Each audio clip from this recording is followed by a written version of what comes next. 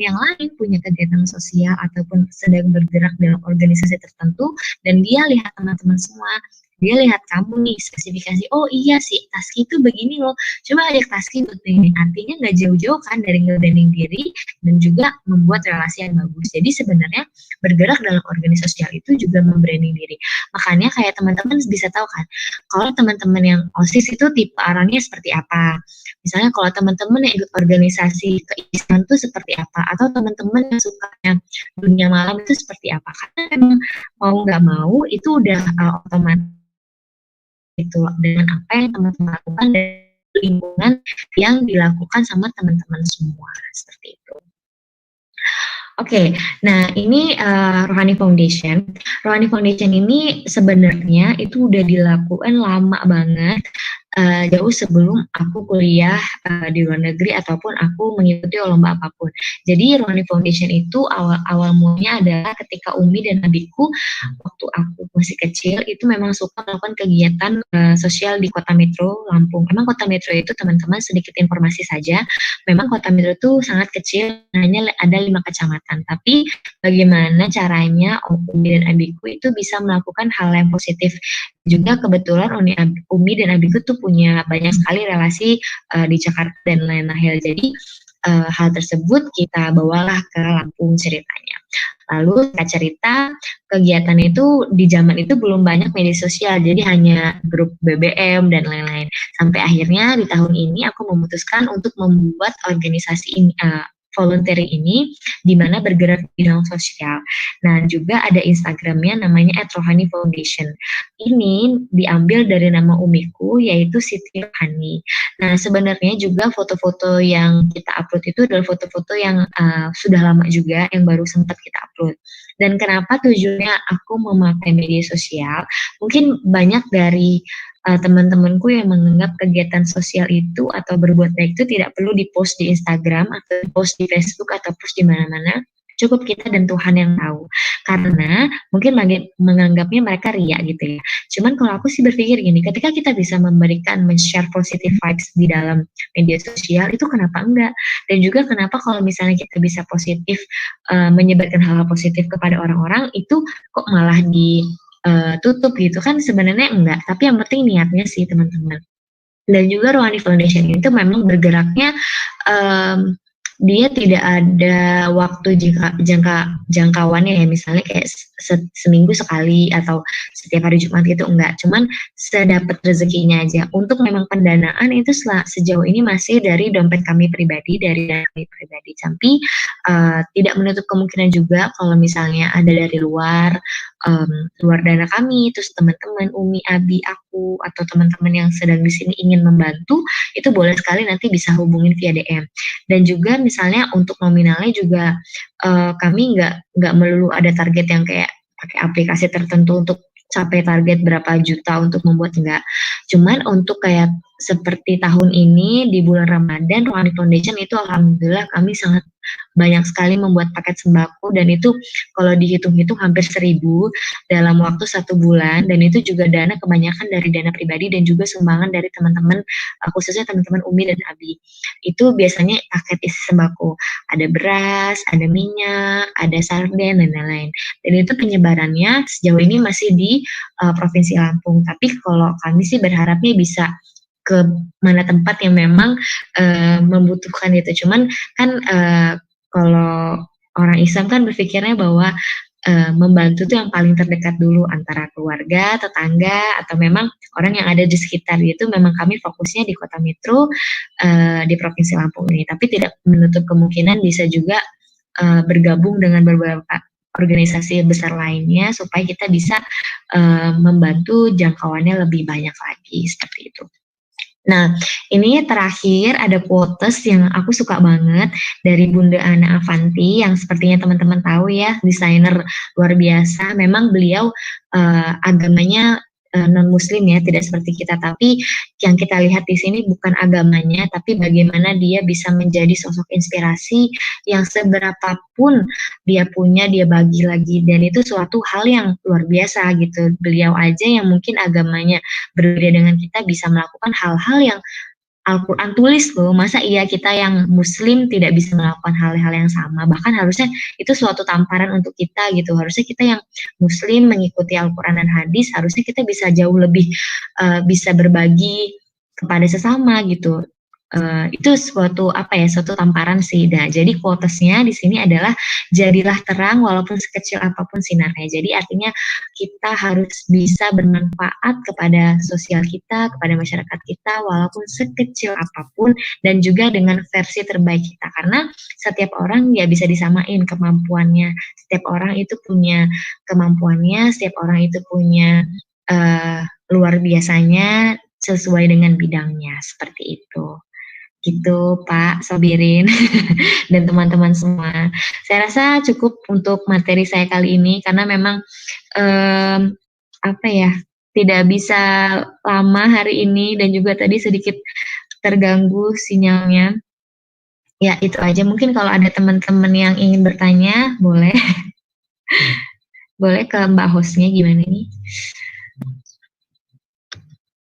Baik, terima kasih banyak Mbak Tasky. Iya, sama-sama. Iya. Untuk sesi tanya jawab mungkin nanti di akhir ya Mbak, setelah Bapak Dimas Oki menyampaikan materi begitu. Oh gitu, enggak Mbak siapa nih, Mbak Indra ya, Mbak Indra aja manggil, Mbak Jesa. Soalnya ini saya udah bilang sama Pak Sobirin kalau jam 8 saya udah lift dulu karena besok pagi-pagi saya harus pergi keluar kota, ada yang diurus gitu. Mungkin kalau ada yang, kalau misalnya mau ada yang tanya ke saya, boleh sekarang nggak apa-apa ya Pak ya, boleh ya Pak? Oke, mungkin kalau ada satu pertanyaan aja. Satu pertanyaan kalau misalnya ada, tapi kalau nggak ada juga nggak apa-apa, biar dilanjut sama Pak Dimasnya. Tidak ada ini. Baik, terima kasih. Untuk teman-teman silakan jika ada pertanyaan.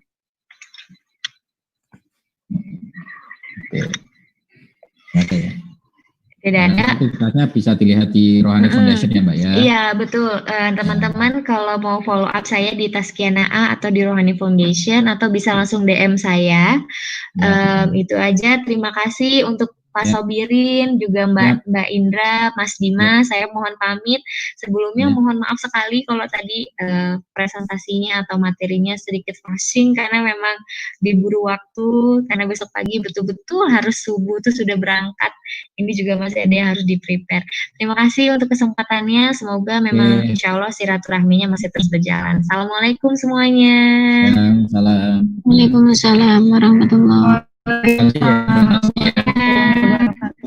Terima kasih Mbak buat keluarga ya. Baik, karena materi dari Mbak Tasky sudah selesai, rekan-rekan semua kita lanjut ke pemateri kedua, yaitu yang sudah hadir bersama kita semua, Bapak Dimas Oki Nugraha, PhD. Sebelumnya izin membacakan ya Pak, kurikulum kita dari Pak Dimas. Yang pertama luar biasa sekali, beliau sekarang menjabat sebagai tim asistensi Menko Perekonomian dari Januari 2020 sampai sekarang, founder and chairman dari Perkumpulan Kader Bangsa Fellowship Program dan juga founder dari Akar Rumput Strategi Consulting.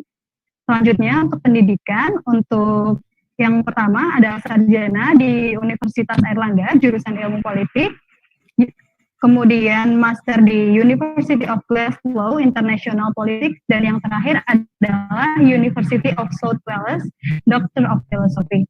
Untuk selanjutnya, saya silakan kepada Bapak Dimas Oki Nugraha untuk menyampaikan materi. Terima kasih semuanya. Assalamualaikum warahmatullahi wabarakatuh. Assalamualaikum warahmatullahi wabarakatuh. Terima kasih Mbak Breliantika. Yang saya hormati sahabat saya, Mas Sobirin, ini Pak Yai, saya bilang Gus Mas Sobirin. Ya. Ada teman-teman saya juga di sini, ternyata ada Mas Labib. Siapa Mas Labib? Mas Labib Mas Dimas. Mas Labib. Ini ada juga kawan saya yang bertemu di sosial media, Mbak Milatul Miskiah.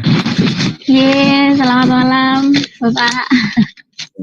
Bertemu lagi kemarin dari Madrasah Influencer. Ya. Terima kasih semua kawan-kawan. Salam kenal untuk sahabat-sahabat lain dari Gria Perubahan Peradaban.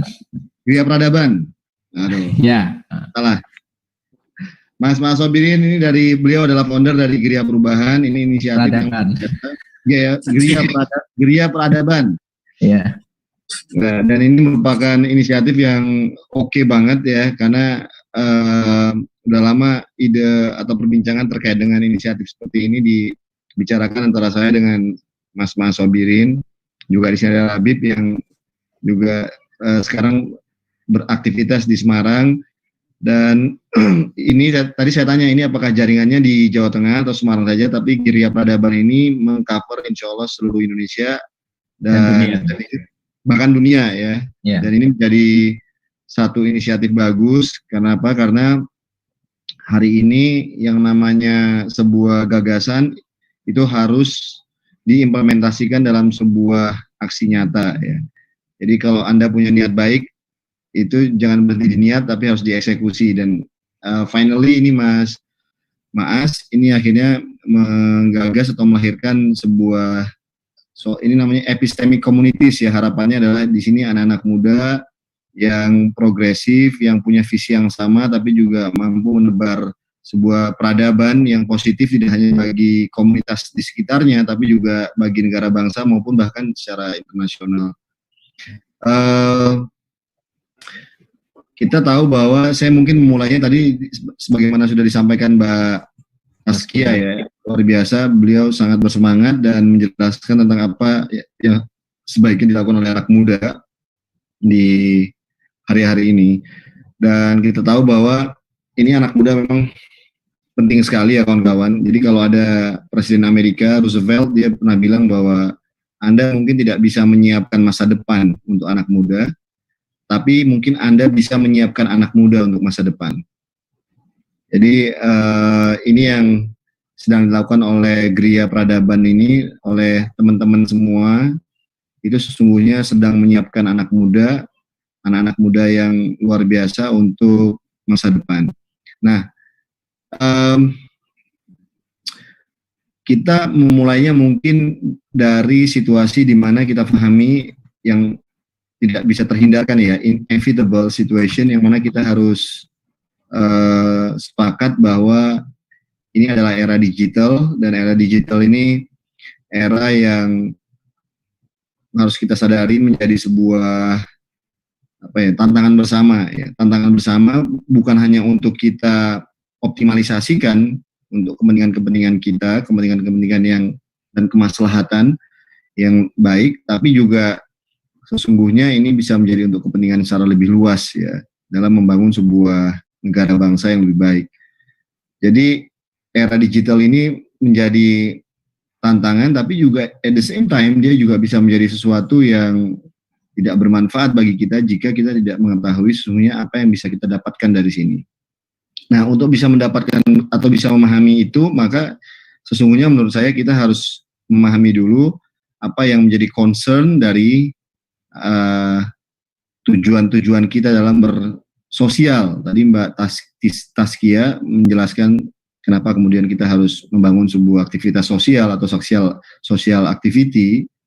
Ya, salah satu tadi saya tangkap adalah pentingnya advocacy. Nah, ini penting memang kawan-kawan. Tapi advocacy di sini bukan hanya untuk bagian dari eksistensi saja. Saya harapkan itu memang lebih memiliki kebermanfaatan secara sosial ekonomi sebenarnya pada kita dan orang banyak. Jadi kita kalau bicara tentang social movement atau gerakan sosial, maka hampir semua yang namanya social movement itu atau new social movement itu diawali apa yang disebut dengan secara teori namanya grievance. Grievance itu adalah keluhan, komplain, persoalan-persoalan yang ada di sekitar kita dan di masyarakat kita. Hari ini seperti teman-teman tahu, seringkali saya juga bicarakan kepada teman-teman yang lain dalam berbagai forum bahwa problem hari ini, problem kita adalah kesenjangan atau social gap ya.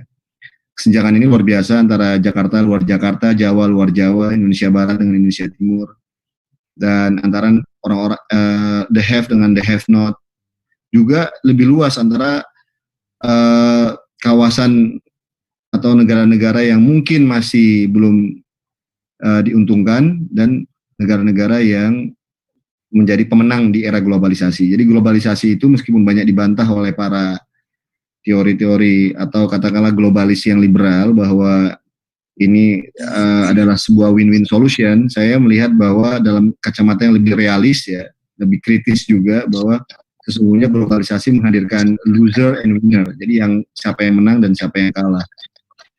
Loser seringkali kalau dalam teori strukturalis ya, itu dikenal dengan negara-negara yang marginal, yang berada di periferi. Dia berada periferi itu berada di sisi luar atau sisi pinggir.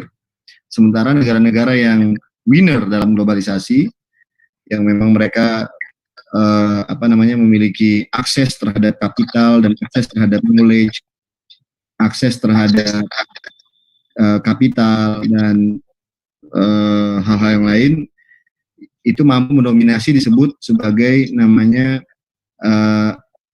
negara-negara yang berada di epicentrum, ya, di sentral, jadi berada di pusat, dan selalunya begitu. Kalau bicara tentang peradaban misalnya, seringkali dalam sejarah modern dunia itu yang namanya peradaban seringkali diproyeksikan berasal dari negara-negara sentrum. Katakanlah kalau di abad 18 itu Inggris misalnya. Kalau di era abad ke-20, apalagi khususnya pasca Perang Dunia Kedua, maka seolah-olah Amerika Serikat menjadi sentrum dari yang namanya peradaban. Padahal tidak seperti itu juga. Kalau kita betul-betul mau keluar dari hegemoni, atau mau keluar atau berpikir kritis dan mau lebih rajin dalam membaca dan menggali literatur-literatur yang lebih mencerahkan. Kalau Anda belajar hubungan internasional atau studi hubungan internasional, rata-rata mungkin referensinya adalah tentang great power politics, atau sebuah politik atau sebuah studi ekonomi politik terkait dengan yang tadi saya sebutkan, negara-negara yang dominan menjadi epicentrum dunia. Anda akan belajar tentang bagaimana kebijakan luar negeri Amerika Serikat misalnya, atau kebijakan luar negeri Tiongkok kalau sekarang ya, bicara tentang kemunculan sebuah kekuatan baru, atau belajar tentang bagaimana dulu negara maritim seperti United Kingdom mampu menguasai dunia atau jajahan di era abad 18 gitu misalnya, atau negara seperti Prancis dan seterusnya. Tapi kita lupa bahwa sesungguhnya Indonesia ini, Nusantara ini memiliki kajian yang cukup menarik misalnya. Di beberapa kalangan peneliti juga sudah mulai misalnya kebijakan luar negeri dulu di masa di masa Mojopahit seperti apa misalnya. Dulu kita punya kerajaan yang berbasis di Jepara yang dipimpin oleh yang namanya Adipati Yunus atau Adipati Yunus. Nah, itu juga penting, dan itu disebut oleh berbagai literatur dunia dari traveler dunia dalam melihat bagaimana sebuah kekuatan maritim itu pernah dibangun di utara tanah Jawa, dan itu menggetarkan berbagai kekuatan dunia yang waktu itu memiliki kepentingan di kawasan Asia Tenggara. Nah, the point is sesungguhnya kita juga harus mencari atau menggali lagi kekuatan atau tradisi-tradisi intelektual yang otentik yang ada dalam bangsa kita, yang sesungguhnya mampu juga menjadi referensi yang baik untuk bagaimana melihat bangsa ini, sehingga kita juga tidak hanya bicara tentang mencontoh atau mengcopy paste ya, atau percaya bahwa sesungguhnya langkah-langkah perubahan itu sesuai dengan apa yang memang kita baca di buku-buku yang selama ini seringkali memang mencoba untuk menjadi referensi utama kita gitu ya dalam berbagai kesempatan. Dan kita masih bisa melakukan itu sehingga kita bisa memiliki alternatif pemikiran yang menurut saya menjadi penting bagi calon-calon pemimpin seperti Anda ya, untuk melihat referensi-referensi, untuk mencari solusi-solusi yang mungkin kita dapatkan dalam sebuah krisis ya, atau dalam setiap situasi. Nah, balik kepada grievance tadi, maka Indonesia hari ini dengan persoalan kesenjangan sosial yang ada, itu saya tidak percaya, karena memang Indonesia ini sunatullahnya normatifnya adalah pluralisme atau kemajemukan. Saya tidak percaya Indonesia ini pecah gara-gara sebuah perbedaan agama, perbedaan etnisitas, suku dan seterusnya. Tapi saya percaya bahwa ya ini nauzubillah min zalik, semoga tidak terjadi. Bangsa ini berbahaya jika kesenjangan sosial ini terus-menerus terjadi.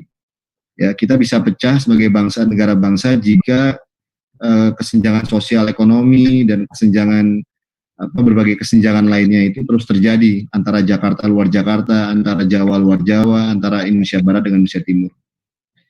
Ini harus kita jaga.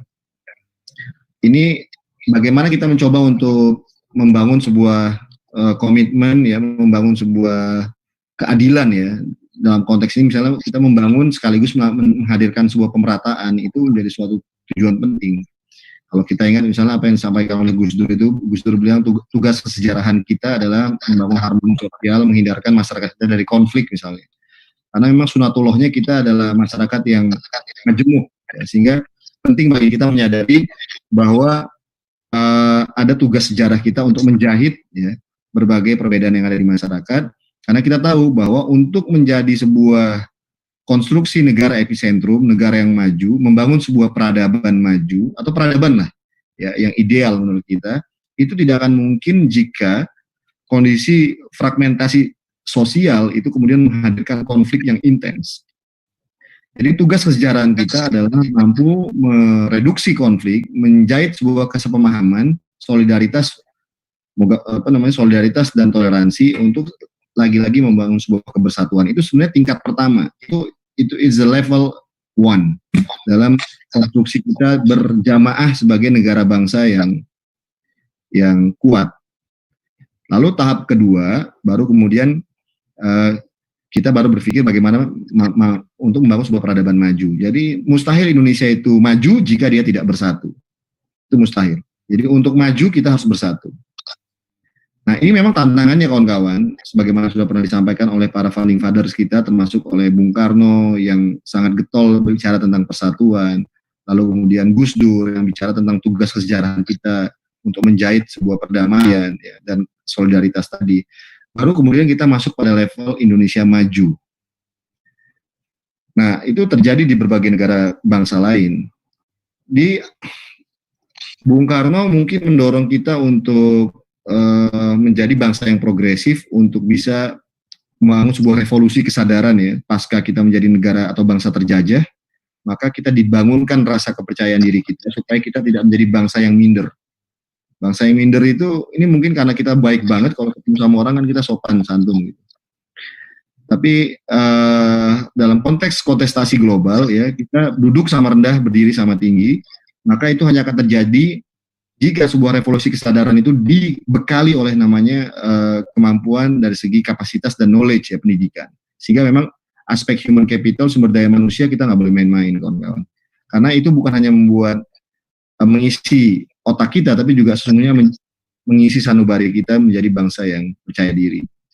Kalau kita nggak percaya diri, itu kita udah kalah 5 langkah di belakang. Seringkali bangsa-bangsa, saya kebetulan juga pernah berinteraksi dengan banyak orang-orang di luar, misalnya anak-anak muda dari Amerika misalnya, seringkali belum tentu intelektualitas mereka lebih baik dibanding orang-orang anak-anak muda Indonesia. Tapi satu hal, mereka punya kepercayaan diri yang luar biasa, karena mereka merasa bahwa I'm Americans.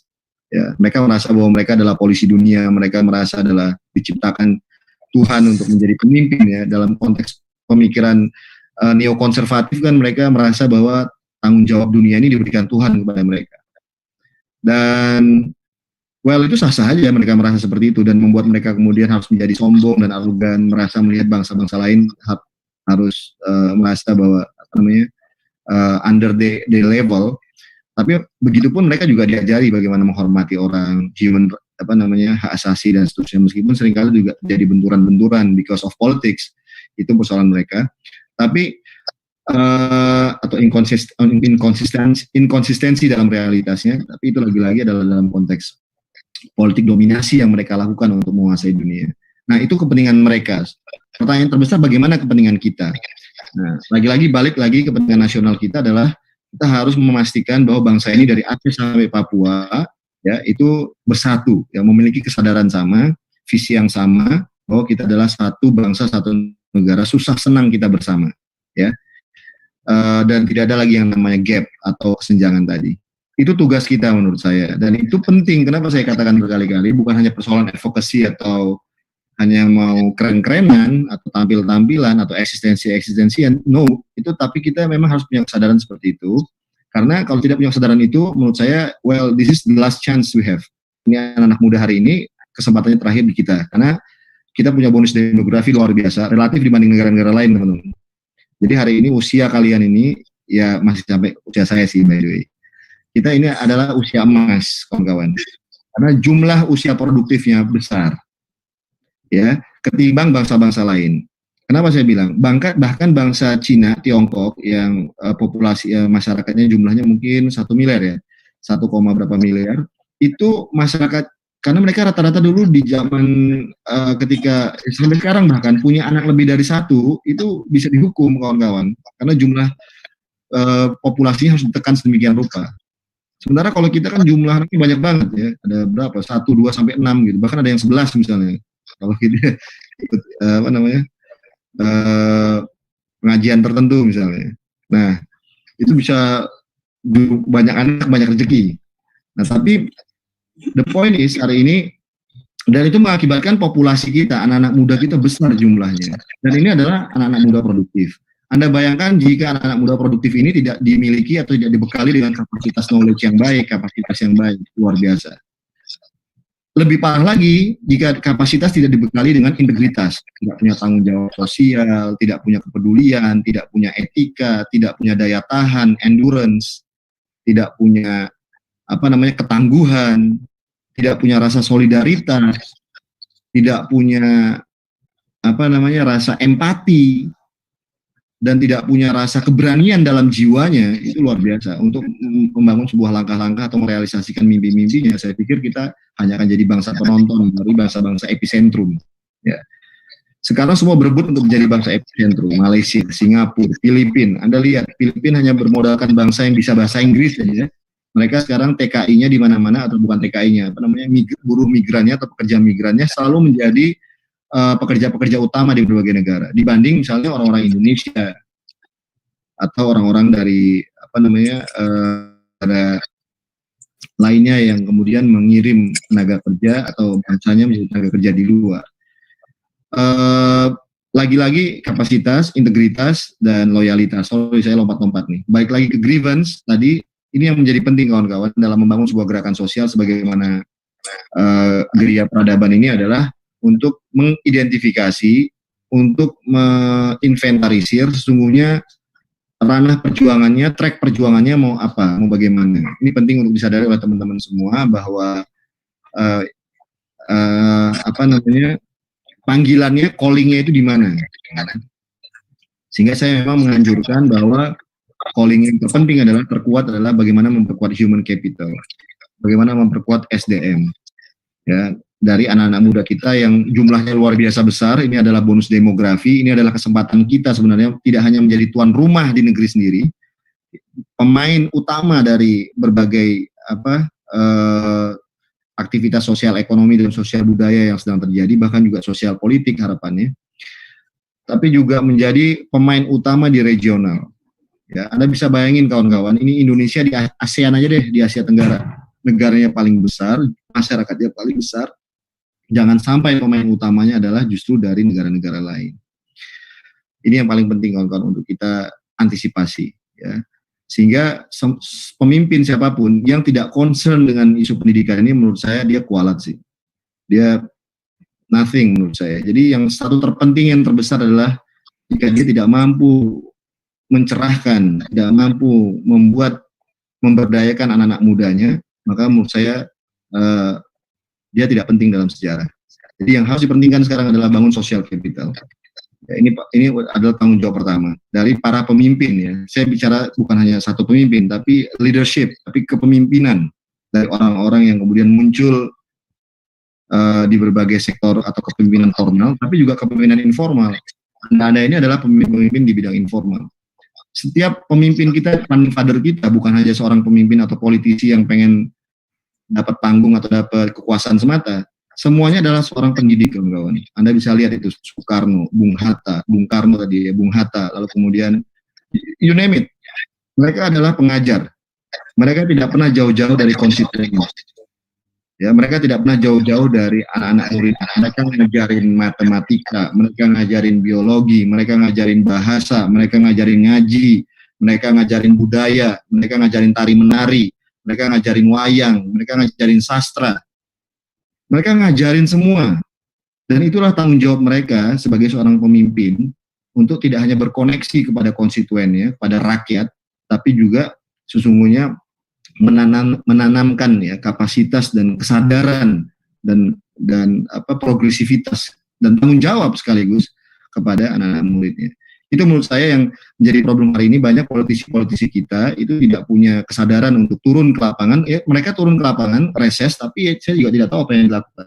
Tapi sesungguhnya mereka harus punya knowledge, harus punya virtu, harus punya nilai-nilai yang memang diberikan kepada anak bangsa, sehingga tidak terjadi diskoneksi antara rakyat, antara masyarakat, dalam hal ini anak muda, karena bagaimanapun anak muda is the majority of the population today, dengan pemimpinnya. Ini problemnya. Sehingga kemudian tidak ada yang namanya intermediary leadership, atau pemimpin yang mampu menjembatani antara negara dengan masyarakat. Ini bahaya, kawan-kawan. Akibatnya pemilu hanya dipandang sebagai ajang pragmatisme, ajang untuk cari duit, atau ajang untuk tidak berguna bagi pembangunan ekonomi politik sebuah bangsa. Jadi intermediari ini penting. Saya mengharapkan teman-teman di sini mampu menjadi intermediari aktor, intermediari leadership yang membangun yang namanya, kalau namanya Robert Putnam itu namanya adalah bridging social capital. Jadi bukan bonding, bukan membentengi antara satu segmen dengan segmen yang lain dalam masyarakat, tapi menjembatani antara satu masyarakat dengan masyarakat yang lain. Kalau Anda mau lihat role model, banyak role modelnya.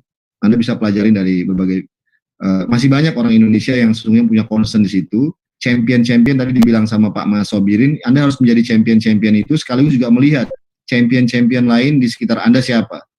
Anda harus bangun koneksitas, Anda harus bangun jejaring. Lalu kemudian lihat virtunya, saling berbagi ilmu dan kebajikan. Oh, dia kayak seperti ini. Dan ini lagi-lagi tolong disadari bahwa ini bukan hanya persoalan eksistensi, kawan-kawan. Ini bukan hanya persoalan bahwa Anda memang harus muncul dengan hal seperti ini, tidak, tapi ini harus menjadi tanggung jawab Anda jika memang Anda punya kepedulian dan tanggung jawab dalam hal ini. Anyway, lagi-lagi social movement adalah grievance. Yang kedua adalah Anda harus tahu yang namanya dalam social movement teori yang namanya resource mobilization. Jadi resource mobilization ini adalah atau mobilisasi resource atau penggalangan ya, sumber-sumber dalam sebuah gerakan. Itu bisa tangible, bisa yang intangible. Tangible itu money antara lain, uang. Lalu apalagi kekuasaan. Lalu apalagi posisi dalam sebuah organisasi. Ya, tapi juga yang intangible. Apa? Intangible, knowledge, ilmu pengetahuan. Lalu kemudian nama baik, integritas.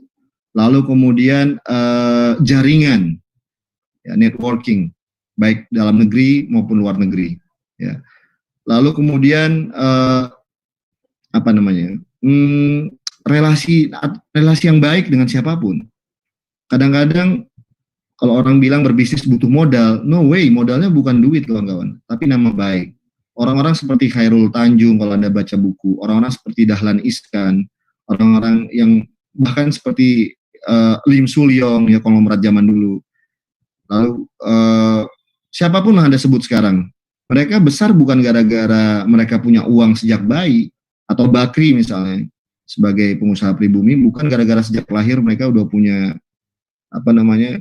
sekarung uang, tapi mereka ada kepercayaan di sana. Mereka dapat bisnis karena ada orang, atau bahkan Sandiaga Uno misalnya kalau Anda baca buku, ya, dia juga tidak punya apa-apa, tapi dia besar, dia mendapatkan kepercayaan. At least kepercayaan dari siapa? Investor, kepercayaan dari bank, kepercayaan dari pemerintah untuk diberikan proyek-proyek.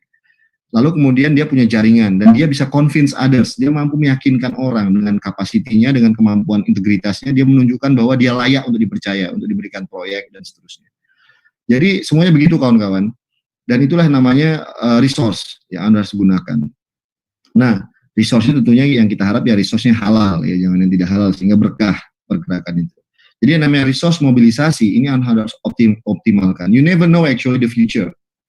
Seperti saya bilang tadi, kita mungkin tidak bisa mempersiapkan masa depan untuk anak-anak kita, tapi kita bisa mempersiapkan anak-anak kita untuk masa depan. Nah, resource mobilisasi ini penting untuk kita persiapkan, kawan-kawan.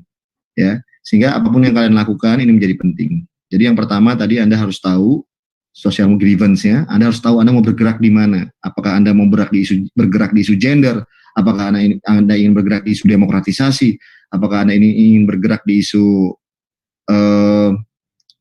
sosial ekonomi, koperasi, atau Anda ingin di isu pesantren misalnya atau santri, tapi harus memang come up dengan isu. Kalau tadi Mbak Taskia ngomong advokasi, tapi lagi-lagi advokasinya harus betul-betul memiliki nilai kebermanfaatan ya, kepada orang banyak, at least kepada orang-orang sekitar Anda dulu lah.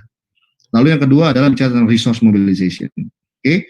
Nah, yang ketiga adalah namanya framing. Kemampuan framing ini adalah kemampuan Anda dalam bermedia, dalam membangun sebuah isu. Ya, jadi kalau dulu misalnya dalam Bible Anda bilang bahwa Isa Al-Masih bilang tangan kanan melakukan kebaikan, tangan kiri ya kalau bisa jangan tahu. Ya, it's good idea. Tapi memang di era digital sekarang Anda juga harus, tadi sampaikan Taskia ada benarnya juga, bahwa Anda ini sekarang ada gini, kadang-kadang berbuat kebaikan, tangan kanan, tangan kiri harus megang handphone untuk menunjukkan bahwa Anda update. Ya, dan Anda harus mengabarkan niat baik Anda kepada siapapun, karena itu adalah bagian dari how to inspire others. Ya, dan Anda terus termotivasi untuk melakukan sesuatu yang baik. Memang kayak candu, atau kadang-kadang menjadi sebuah vicious circle yang kadang-kadang agak negatif kalau misalnya Anda motivasinya salah. Tapi ini saya ingin cerita bahwa ini sesuatu yang sekarang Anda temukan dimanapun, dan itu menjadi sangat efektif dalam membangun sebuah movement, ya, sosial media atau media. Tapi lagi-lagi, how you actually frame the issue, itu yang paling penting, kawan-kawan. Jadi nggak semata-mata, kadang-kadang niat baik saja nggak cukup, tapi bagaimana menyampaikan niat baik itu sehingga menjadi efektif dan mampu menginspirasi orang lain juga, gitu. Nah, Anda harus pertama-tama bicara framing ini, Anda harus tahu bahwa konteksnya bagaimana, konteks sosial. Lagi-lagi Indonesia adalah negara majemuk, sunatullahnya kita ini adalah negara yang majemuk, sehingga kemudian berkahnya luar biasa, kawan-kawan, jika kalian tahu. Rahmatnya luar biasa. Sehingga optimalkan ini. Ya, Anda harus bergerak pada sisi yang mampu memang menjadi penjahit atau katakanlah perekat dari kebangsaan kita ini. Ya, insya Allah sampai kapanpun Anda akan selamat movementnya jika Anda bergerak pada tataran itu. Jadi Anda tidak di posisi yang selfish, Anda tidak di posisi yang sentralistik, ya, tapi Anda memang ingin menghadirkan sebuah kemaslahatan bersama, ya, kebajikan bersama. Ya. Jadi reasonnya itu penting. Lalu kemudian ini saya sedikit lagi, mungkin sekitar 5 menit kurang. Lalu kemudian Anda harus yakinkan bahwa itu pertama tadi bahwa kaitannya dengan framing tadi, Anda mengerjakan sesuatu yang memiliki kemaslahatan bersama untuk perjuangan orang banyak. Yang kedua, pastikan misalnya kemaslahatan ini juga Anda harus tahu kalau Anda harus membela orang-orang yang tertindas, di-oppressed. Ya, karena memang mereka yang Anda harus perjuangkan. Jika tidak, Anda perjuangkan siapa? Apakah memperjuangkan orang-orang yang beruntung, konglomerat, atau orang-orang yang memang sudah berkuasa? Kan tidak. Reason you are actually doing a movement adalah untuk membela orang-orang yang termarginalkan. That's why Soekarno, ya, itu mulia, Bung Hatta mulia, Gus Dur mulia, karena memang mereka memperjuangkan sebuah hal-hal yang social gap tadi, ada kesenjangan di situ. Dan Anda harus berani untuk membangun frame itu.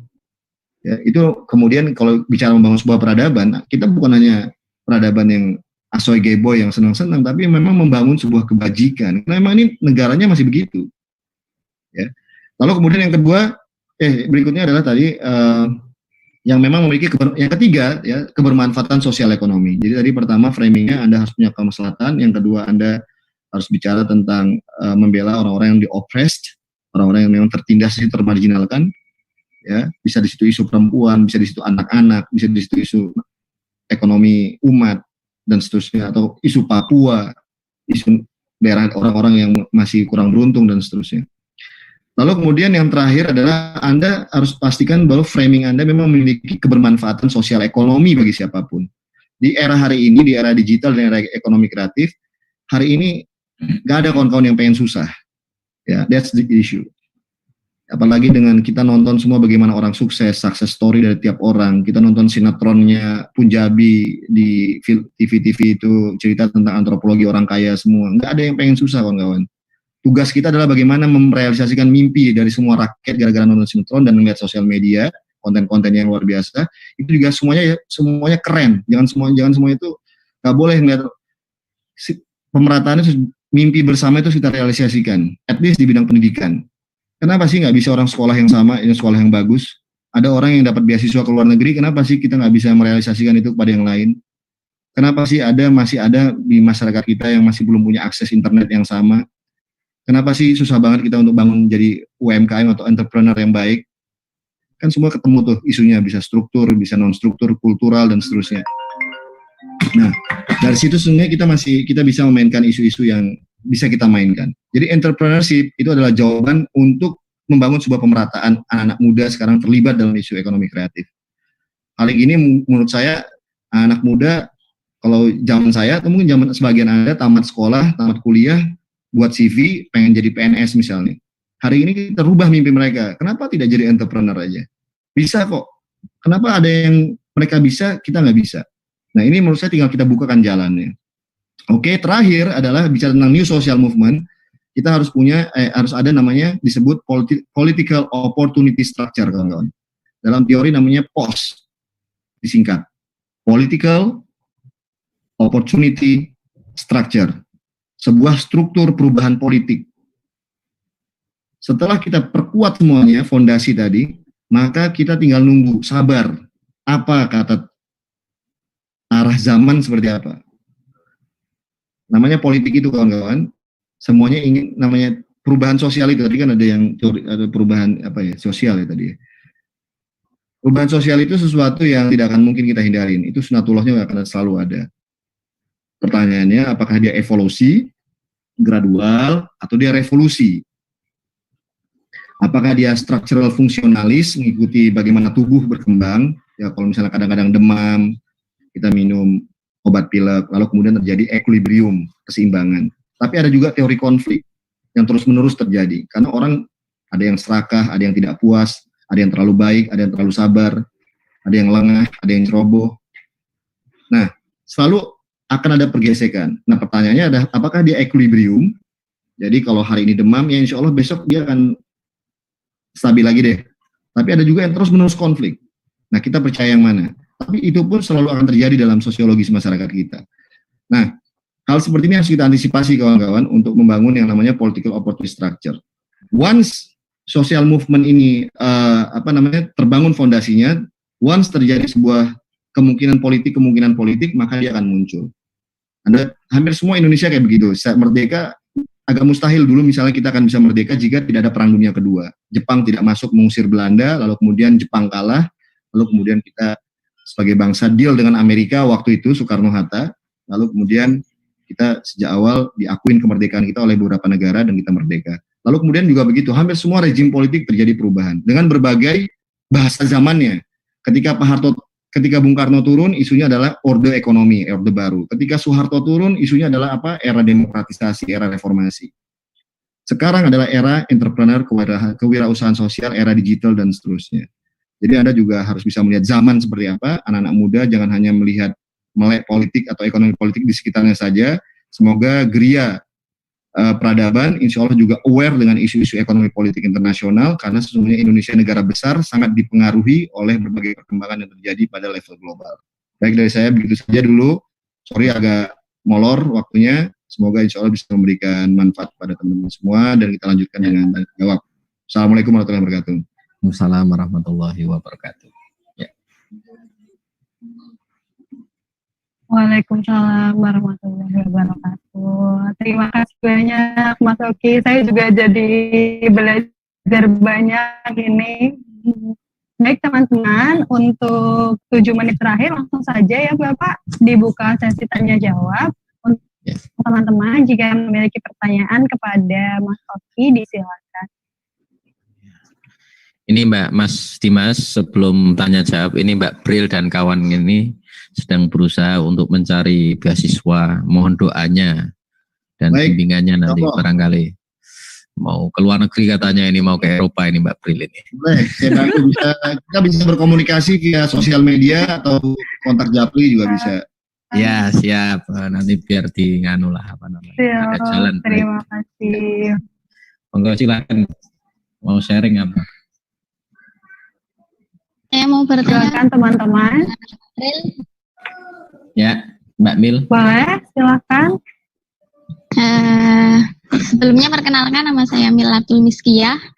Saya juga baru bergabung di Kriya Peradaban ini. Begini untuk Pak Dimas, mengenai tadi kan bahwasanya tugas anak bangsa itu kan untuk membangun persatuan ya.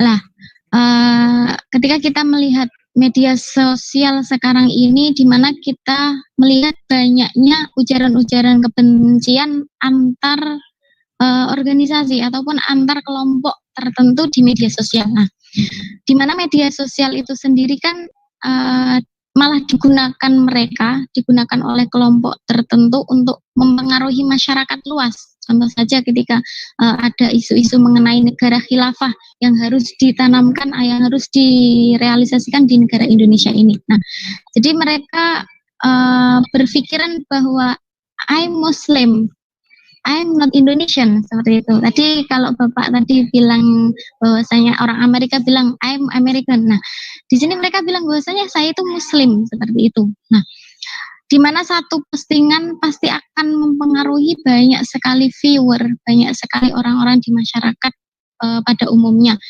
Dan kesadaran serta visi mereka tentu sangat tidak searah dengan Pancasila. Nah, jadi tugas yang saya tanyakan, tugas kami sebagai pemuda-pemudi, terutama saya sendiri, saya seorang santri, bagaimana untuk menguak isu-isu tersebut agar isu khilafah di negara Indonesia ini bisa terminimalisir, maksudnya tidak bisa kemudian tidak dikonsumsi secara letterlek saja oleh masyarakat awam di sekitar kita. Yang mana itu kan merupakan kesenjangan politik yang mengatasnamakan agama ya Pak. Itu mungkin pertanyaan dari saya. Terima kasih. Langsung saya jawab boleh? Terima kasih Mbak Milatul, silakan Mas. Baik, makasih ya Mas. Makasih Mbak Briliantika, Mbak Miliatul. Jadi gini Mbak, jawabannya ini pertanyaan dahsyat dan sangat relevan yang menjadi concern kita semua hari ini. Jadi memang ada katanya gini. Ya, mungkin yang teman-teman yang masih, kalau boleh, yang mic-nya masih nyambung, tolong di off dulu, karena ini penting banget. Bahwa hari ini ada sebagian dari saudara-saudara kita, ya kenapa saya bilang saudara-saudara kita, karena memang adalah bagian dari masyarakat kita, itu mungkin mereka teracuni, terinjeksi oleh pemikiran-pemikiran yang salah, sehingga mereka kemudian nuwun sewu mungkin merasa harus menjadi robot atau menjadi zombie dibanding kemudian menjadi manusia yang seutuhnya. Lalu, karena ini penting bagi saya untuk menjelaskan seperti ini, karena justru mereka yang menghancurkan pilar-pilar kebangsaan dan kemasyarakatan kita sebagai bangsa bersatu, sehingga kemudian kita saling curiga, kemudian kita saling ya tidak saling percaya satu sama lain ya. Sebuah bangsa yang tidak punya sebuah trust antara satu sama lain, maka itu ya secara moralitas itu berbahaya. Anda kalau baca buku bagaimana sebuah bangsa Yunani kuno dulu, Athena itu sekuat apapun mereka runtuh hanya karena moralitas di internal bangsanya runtuh. Padahal mereka punya persenjataan yang kuat, mereka punya ekonomi yang kuat. Tapi jika kemudian moralitas integritasnya buruk, maka bangsa itu akan runtuh. Nah, caranya kemudian adalah banyak di antara kita juga ya sebagian, dan itu anak muda ya, sedihnya itu yang disasar adalah bagaimana mereka memandang diri mereka dan bangsa mereka. Saya kebetulan penelitian saya S3 tentang itu Mbak, jadi tentang psikopolitik sebenarnya. Jadi dalam antropologi itu disebut namanya, ada disebut Victor Turner. Victor Turner itu dia cerita tentang liminality, jadi bagaimana orang-orang yang terasuki itu seperti masuk dalam terowongan yang gelap ya. Lalu kemudian terkadang mereka berada dalam terowongan terus, karena mereka merasa diri mereka benar, eksklusif, tapi mereka dalam terowongan sebenarnya. Ada yang sadar keluar dari terowongan dan kaget, loh ternyata begini tuh dunia, langit biru, tanaman hijau, rumput bagus. Tapi mereka juga menjadi ya anak muda yang atau telat dalam menerima indahnya dunia gitu, kurang lebih begitulah. Lalu seringkali mereka juga menjadi setengah tiang ya, menjadi tidak tahu bagaimana caranya bersosial, bagaimana membangun sebuah yang namanya kolaborasi dan seterusnya. Karena mereka selama ini hidup dalam tadi itu bonding social capital dalam benteng ya, tidak punya jembatan untuk ke segmen masyarakat yang lain. Selalu eksklusif, merasa dirinya benar dan mengkhawatirkan yang lain, atau kemudian merasa bahwa yang lain itu salah dan ingin mencelakakan dia misalnya. Nah, lalu itu satu hal, kawan-kawan. Lalu ada persoalan kedua juga, seperti saya sampaikan tadi, ini ada persoalan kemiskinan, kawan-kawan, atau akses terhadap kesejahteraan yang tidak merata. Ya kan? Khususnya juga di kalangan anak muda juga banyak, kawan-kawan. Rata-rata, tadi saya belum jelasin yang pertama, kenapa mereka masuk dalam menjadi liminal. Anak-anak muda ini kan, yang disasar memang anak muda, yang memang ingin butuh space untuk ekspresi, butuh space untuk membangun sebuah kepercayaan diri. Tapi mereka juga punya banyak problem sosial, apalagi masyarakat urban, yang mungkin orang tuanya, yang mungkin sosial ekonominya, yang gara-gara mungkin ditolak cinta aja, itu bisa jadi problem sosial. Lalu kemudian mereka escape atau lari menjadi sesuatu hal. Nah, kita nggak hadir di situ, kawan-kawan. Ketika mereka membutuhkan, kita nggak hadir. Di masyarakat urban itu seringkali problem hari ini. Makanya sasaran mereka seringkali adalah kelas menengah di masyarakat urban. Karena intensitas komunikasi antara orang tua dengan anak, antara rumah yang satu dengan rumah tetangganya, antara komunitas yang satu dengan komunitas yang lain, itu seringkali seringkali terbentengi dengan berbagai isu sosial ekonomi dan persoalan psikologi sosial ya, yang khas urban. Nah, tapi pertanyaan terbesar adalah ini ada persoalan sosial ekonomi gap yang ini juga fatal. Jadi mereka-mereka ini mungkin seperti itu karena mereka tidak punya pilihan lain. Mereka tidak bisa mengakses sosial ekonomi, mereka tidak mengakses bisa ke bank dengan baik, ya. Mereka tidak bisa mengakses pendidikan dengan baik. Mereka hanya melihat indahnya dunia ini hanya dari konten sosial media atau dari televisi, sehingga mereka merasa ada kecemburuan sosial mungkin di sana. Lalu mereka menyalahkan government. Mereka gampang tersusupi oleh pemikiran-pemikiran yang membakar, yang seolah selalu apapun itu namanya pemerintah itu salah. Mereka tidak sadar bahwa seringkali orang-orang di sekitar mereka itu adalah politis. Anda bisa lihat sekarang hari ini banyak sekali masjid di Jakarta setiap Jumatan selalu bicara udah politik ketimbang dakwah agama hari ini. Udah seperti fungsionaris politik tertentu menyalahkan yang ini dan membenarkan yang itu secara politik. Ini udah ada politisasi agama, that's the point. Nah, menurut saya ini kan, Anda bisa pahami bagaimana nih peran-peran situasi seperti ini yang harus kita lakukan. Ya, jadi lagi-lagi menurut saya cita-cita proklamasi kita kan merdeka secara politik dan merdeka secara ekonomi. Merdeka secara politik mungkin yes, sudah ada demokrasi, partai politik, ekspresi atau freedom of expression kita bisa lakukan. Tapi sosial ekonomi ini harus yang kita berjuangkan. Di antara kalian ini udah ada yang bagus lah jalannya pastinya, atau di antara kita semuanya ini. Saya melihat bahwa secara sosial ekonomi kita sudah cukup tahu path-nya bagaimana nih, mau jadi entrepreneur atau menjadi profesional, menjadi businessman. Ya, di sini ada Mas Habib atau kawan-kawan yang lain, kita juga pernah bicara tentang, dulu Mas Sobirin juga kita pernah ajak untuk kolaborasi positif itu dalam melihat champion-champion sosial ekonomi anak-anak muda. Nah sekarang menurut saya kita perbanyak aja seperti itu kawan-kawan. Jadi kita harus hadir juga, kalau kita memang tidak suka masyarakat kita atau tetangga kita, teman-teman kita, anak-anak kita, saudara-saudara diculikin oleh kelompok-kelompok itu, diculikin ya, atau diinfiltrasi dengan pemikiran-pemikiran yang keliru, menurut saya jawabannya bukan hanya membangun sebuah rivalitasnya adalah mungkin memberikan mereka pengajian-pengajian alternatif, bukan hanya itu menurut saya. Tapi ajak mereka untuk membangun sebuah kolaborasi bersama, supaya mereka tidak merasa eksklusif. Demokrasi yang baik itu demokrasi yang inklusif, teman-teman. Itu yang hendak dibangun oleh Gus Dur dan orang-orang baik di sekitar kita.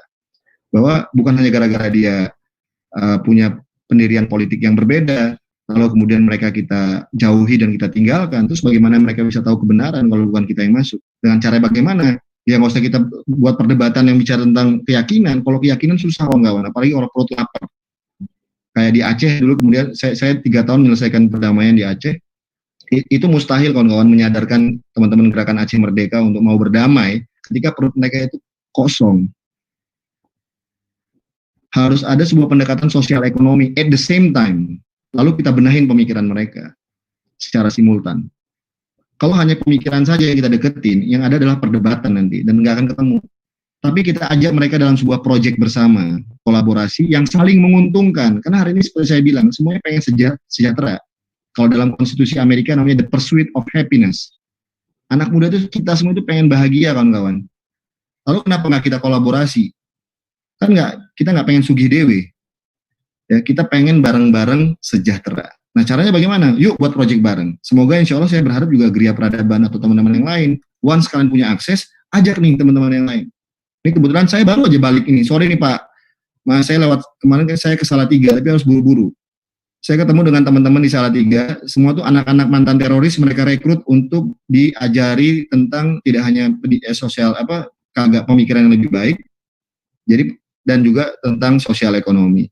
Jadi anak yang kemarin nusuknya Pak Wiranto itu diambil, terus yang di Surabaya anak-anak yang melakukan pengeboman itu, ya kan suami istrinya itu kan udah ini anak-anaknya diambil di Salatiga sekarang mereka alhamdulillah, dan lalu mereka kemudian diberikan, menurut saya juga ke arah sana kawan-kawan.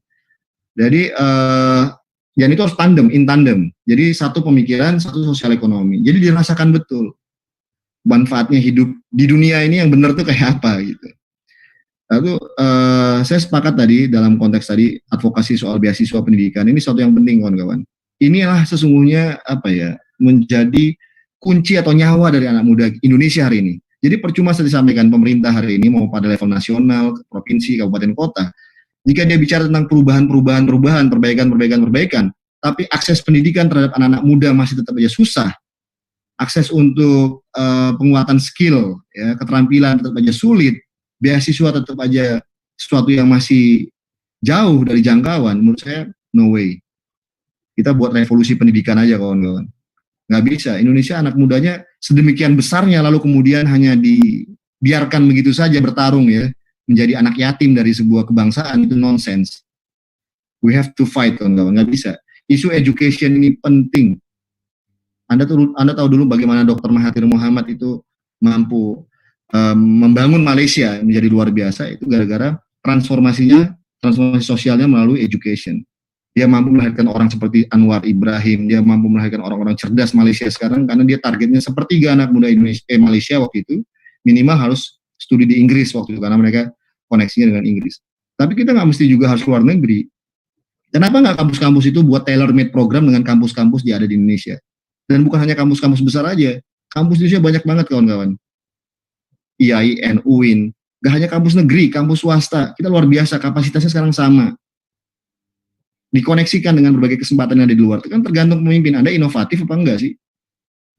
Anda mau apa enggak sih? Anda peduli atau enggak sih dengan perkembangan itu? Kalau Anda peduli, Anda pasti akan cari jalan keluar. Kalau Anda mencari jalan keluar, Anda pasti akan kreatif dan insya Allah inovatif. Pasti itu kawan-kawan. Ya, jadi yang penting Anda peduli dulu. Tapi kalau Anda palsu, ya Anda gak akan pernah peduli. Apalagi Anda boro-boro inovatif, nonsense. Jadi itu tadi penting bagi Mbak Milatul tadi. Kalau Anda concern dengan isu radikalisme itu benar Mbak. Itu yang paling meresahkan kita sekarang. Itu yang buat bangsa ini keropos. Ini yang buat anak-anak muda Indonesia jadinya nggak mutu. Kalau hanya bicara soal perbedaan terus. Yeah. Sementara ada segmen anak muda yang lain di negeri ini yang berpikir untuk kemajuan, profit, bisnis. Ya, lalu kemudian mendominasi ekonomi dan bahkan politik. Terus bagaimana kalau kita hanya disibukkan ya kawan-kawan dengan perbedaan yang sifatnya seperti itu? Kita udah tahu nothing itulah. Cuman kita kemudian menjadi, saran saya dengan Mbak Minatul juga, kita juga jangan gampang terprovokasi dengan hal seperti itu. Kita udah tahu lah bagaimana yang namanya Khalifah, Hizbut Tahrir dan seterusnya itu kita udah tahu seperti apa.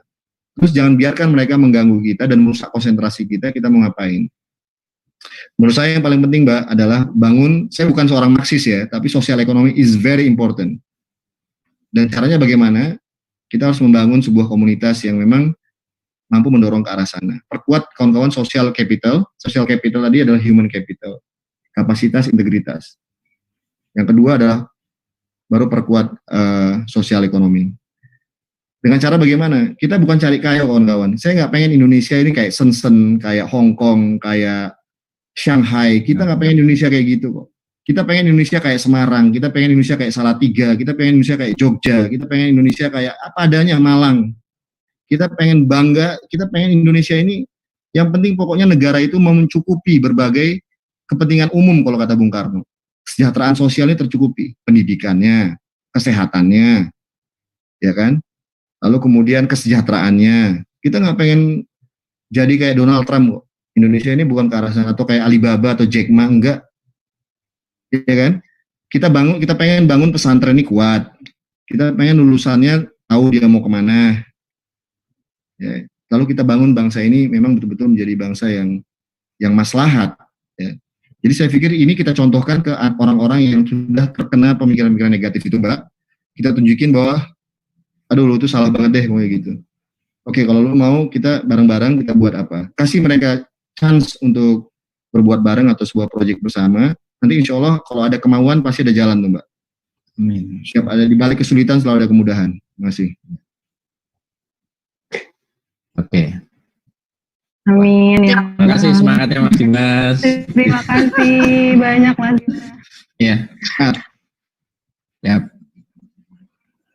Alhamdulillah ya Pak, luar biasa sekali kita semua mentor di sini dapat pengalaman baru dari Mas-mas, pemikiran baru.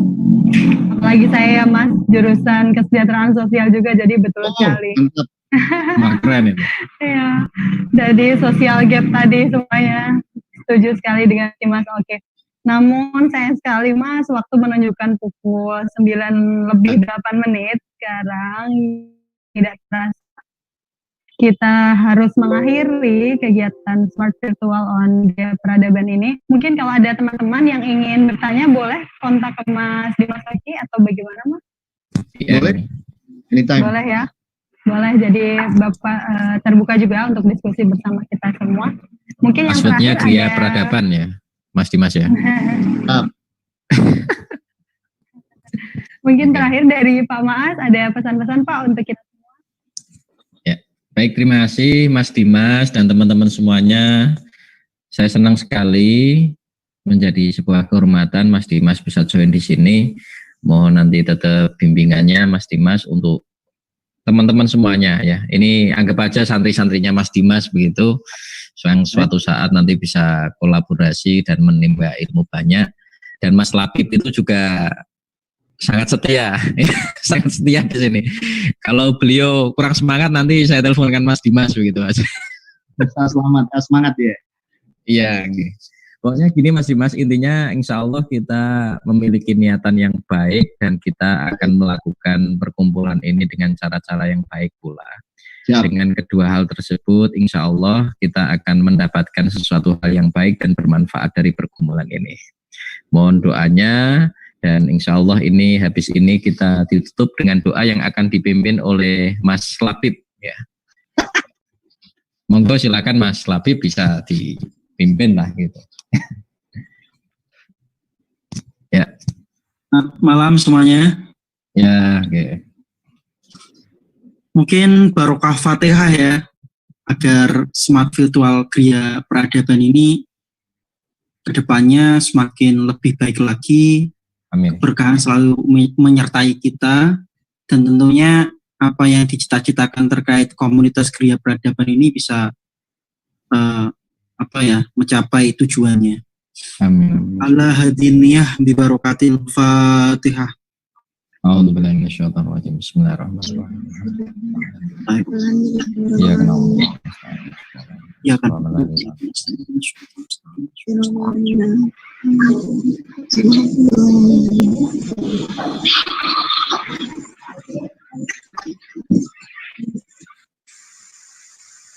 Ya, sambung. Ya, sudah. April sudah. Ya, terima kasih banyak Mas Labib. Alhamdulillah teman-teman semuanya, mentor dan juga host kali ini, Bapak Mas Sobirin serta Mas Dimas Oki yang sudah berkenan menjadi narasumber. Alhamdulillah kegiatan malam hari ini berjalan dengan lancar, tidak ada halangan suatu apapun, dan insya Allah pengalaman, ilmu dari Bapak Dimas Oki dan tadi Mbak Taskiana bisa kita terapkan dalam kehidupan sehari-hari dan memotivasi kita untuk menjadi lebih baik. Saya selaku host dalam kegiatan Smart Virtual Gria Peradaban ini memohon maaf jika ada kesalahan dalam pengucapan. baik yang sengaja ataupun tidak. Semoga kita semua dapat bertemu lagi di lain kesempatan. Terima kasih banyak teman-teman. Wassalamualaikum warahmatullahi wabarakatuh. Waalaikumsalam warahmatullahi wabarakatuh. Terima kasih Mas Dimas. Mas Dimas. Assalamualaikum. Semuanya. Waalaikumsalam warahmatullahi warahmatullahi wabarakatuh. Ya, terima kasih ya teman-teman ya. Semoga ini bermanfaat dan mohon maaf jikalau membuat Anda capek ngantuk gitu. Sekian, terima kasih.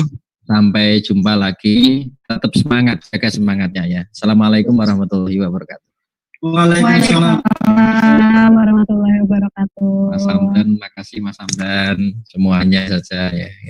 Oke. Terima kasih juga Bapak. Oke, siap.